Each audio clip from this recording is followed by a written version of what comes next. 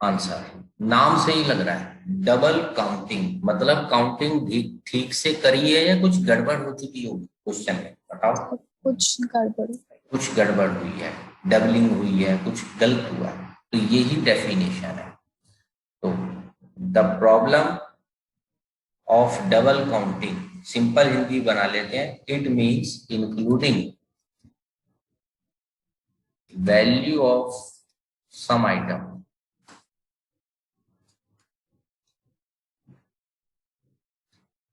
मोर than once.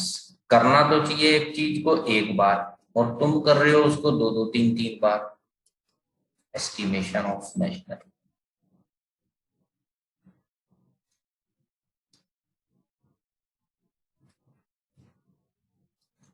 तो इसको हमें एक एग्जाम्पल से समझाना है।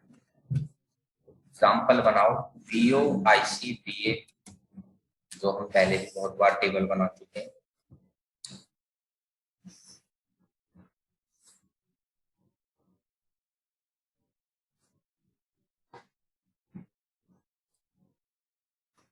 एक एग्जाम्पल लेते हैं, फार्मर। फार्मर ने 1000 का वीट उगाया और मान लो ब्रेड कंपनी को बेच दिया। ब्रेड कंपनी, तो ब्रेड कंपनी के लिए ये खर्चे में आ गया, ये बात तो सब पुरानी।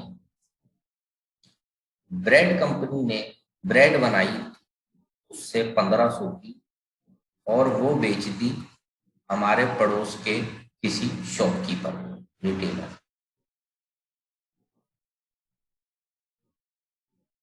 अब बताओ, हमारे पड़ोस में कोई भी दुकान जो है ब्रेड की, वो किसको ब्रेड बेचता है आगे? कंज्यूमर। वो फाइनल कंज्यूमर को बेचता है, वो भी अपना मार्जिन रखेगा।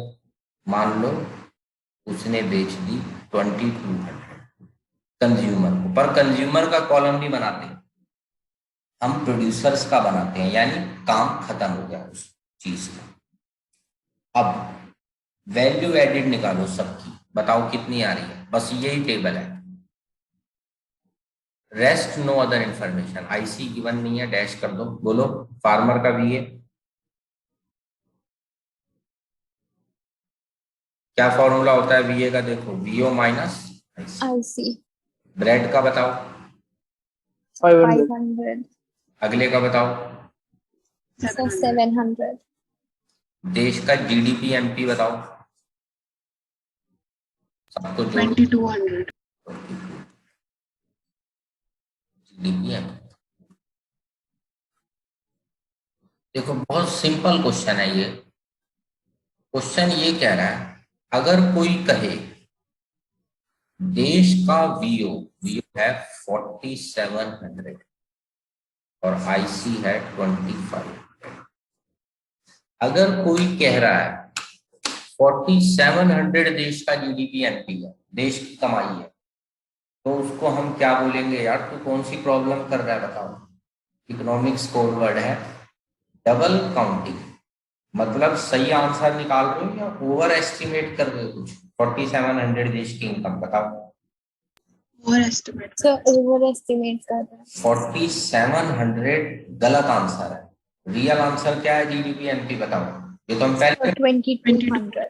हाँ, बस इस बात को थियोरेटिकल हम कह रहे हैं। बताओ, प्रॉब्लम समझ आई? Yes sir. क्योंकि अब ये नाम डबल काउंटिंग क्यों पड़ा? अब अगर देखो, तुम 1500 को देखो, 1500 को बस, के अंदर 1000 रुपए जुड़ा हुआ या नहीं जुड़ा हुआ? जो जुड़ा हुआ है सर। तो 1500 को कैसे इनकम बोल रहे हैं हम? ऐसी 2200 को क्या रिटेलर की इनकम बोल सकते हो तुम? 22 नो सर। नहीं, क्योंकि उसमें क्या खर्चा जुड़ा हुआ है? ब्रेड कंपनी का जो 15, 1500 था। हाँ 1500 है। तो 4700 को देश का जीडीपी मानना मतलब कौन सी प्रॉब्लम क्रिएट करना? Double counting. बस ये आंसर है। अब इसका सॉल्यूशन बताओ, वो भी तुम्हें करा चुका हूं। 4700 रॉन्ग आंसर है, करेक्ट आंसर 2200। कैसे निकाला तुमने? सर वैल्यू एडेड निकाल के हर किसी का सेपरेटली। कौन सा फॉर्मूला यूज करा है? value of output minus intermediate consumption. यानी जो बात हम कर चुके हैं न्यूमेरिकल्स में उसको थ्योरी सेंस में लिखना है आपको, बस नया कुछ नहीं करवाया मैंने। अगले पेज पे लिखता हूँ देखो।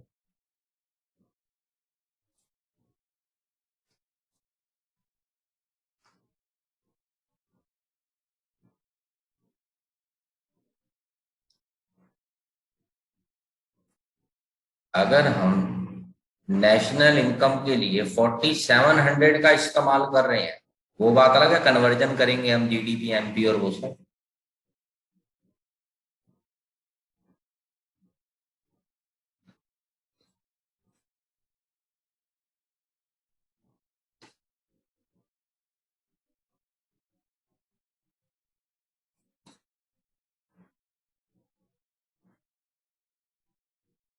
बताओ, सिंपल है यहां तक जो लिखा है? Yes, sir. अब पेपर में इसकी लैंग्वेज भी बनानी है तुम्हें। For example, farmer sells wheat to bread company of 1000, जो तुमने किया है ना टेबल, उसकी लैंग्वेज बना देना बस। वो मैं नहीं लिख रहा, वो टाइम वेस्ट है, वो कुछ है नहीं लिखने लायक। डायरेक्ट स्टडी मटेरियल में तुम देखोगे तो डायरेक्ट है।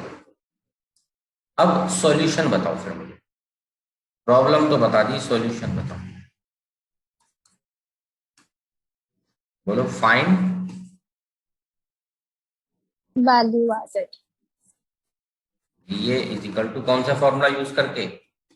Value of output minus intermediate consumption.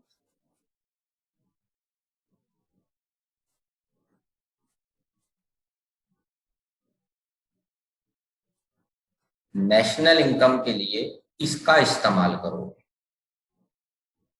2200 का। ये सब पुरानी बात है, ये तो न्यूमेरिकल्स में हम सीख चुके हैं। बताओ, सॉल्यूशन समझ आ गया? Yes, sir. अब एक सॉल्यूशन और है, स्क्रीन पे जरा ध्यान से देखना सब। एक सॉल्यूशन और है जो कि मैं पहले ही बता रहा हूं, रियल लाइफ में काम नहीं करता, थियोरेटिकल आंसर है वो। बस दोबारा सुन लो मेरे वर्ड्स, रियल लाइफ में सेकंड सॉल्यूशन नहीं करता। इसलिए मैंने तुम्हें क्या दो तरीके बताए थे कभी इस मेथड के, या एक ही बताया बीए निकालने वाला? So एक ही बताया। एक ही बताया, क्योंकि रियल लाइफ में सेकंड काम ही नहीं करता। पर सिलेबस में गिवन है कि भाई थियोरेटिकल आंसर भी बताओ, तो बता देते हैं। पर फिर बोल रहा हूं, पेपर में ये मत लिखना दिस इज नॉट प्रैक्टिकल और ऐसे, ये तुम्हारे लिए बता रहा हूं, रियल लाइफ में काम नहीं करेगा। ये एक्स्ट्रा नोट है, पेपर में ही लिखना। पेपर में तो हम कहेंगे हाँ ठीक है थियोरेटिकल आंसर ये भी। कहीं तुम किसी क्वेश्चन में ये शॉर्टकट लगा दो वो मैं लिखवा रहा हूं, तो वो नहीं चलेगा। सॉल्यूशन 2 है, लास्ट सेक्टर की सेल्स ले लो।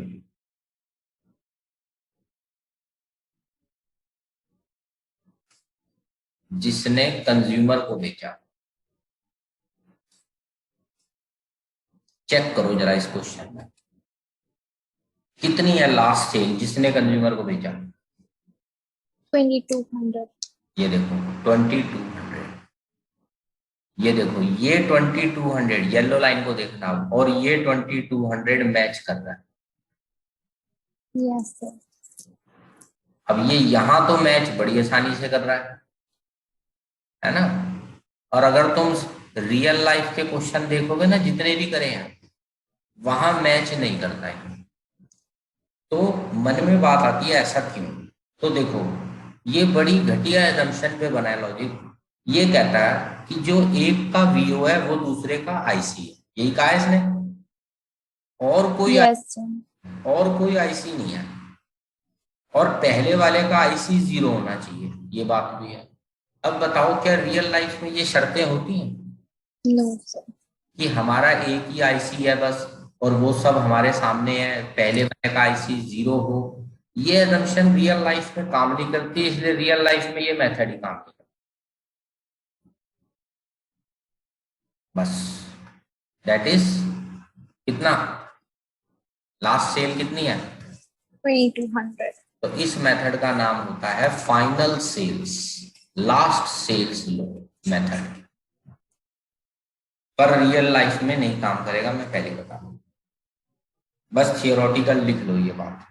यूज फाइनल सेल्स या लास्ट सेक्टर सेल्स, ब्रैकेट में किसको बेचा माल, सेल्स टू Consume. कंज्यूमर।